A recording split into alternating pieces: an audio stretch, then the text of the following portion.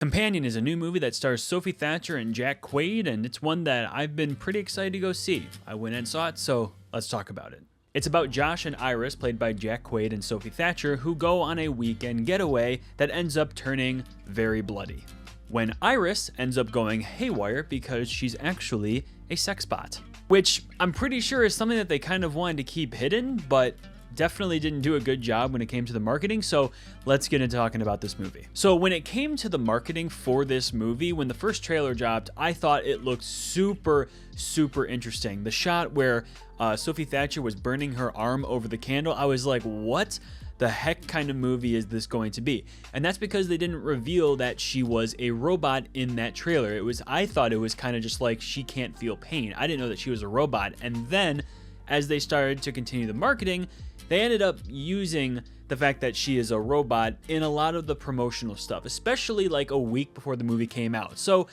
I think that kind of gave a lot of the movie away, and a lot of the surprise just didn't really hit as hard as I had wanted it to. But also, this was also being marketed as a horror movie, and I think in Hollywood, a lot of movies are being marketed as horror, but then they end up not being horror at all. This is definitely more of a thriller movie because, first off, there aren't any jump scares, and I know that horror doesn't rely on jump scares to be a horror movie, except a lot of horror movies do rely on the jump scares as the horror aspect, but this isn't horror. And there are a few shocking moments, but nothing that's like jump scary.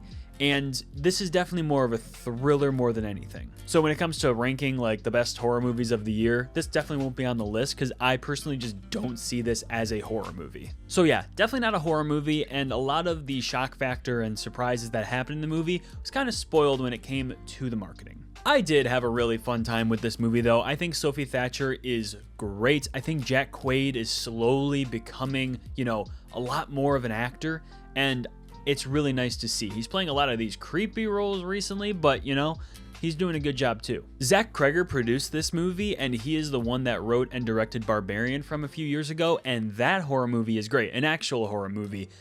I think this is in the same realm of that kind of vibe, but still not really scary. It's funny, there's comedic beats, I really like the setting, I like the cinematography in some scenes, and I think for the most part, it is a very entertaining movie. Lucas Gage got a lot more screen time in this movie, and he is great. I think he did a great job playing another robot, which, kind of a spoiler, not really, because they also kind of give that away within the marketing. So that was definitely my biggest letdown of the movie, is that I think a lot of it was spoiled within the marketing, and I just don't like when movies do that, because it kind of just shows that like they're either not super confident in the final product, or it's just, I don't know.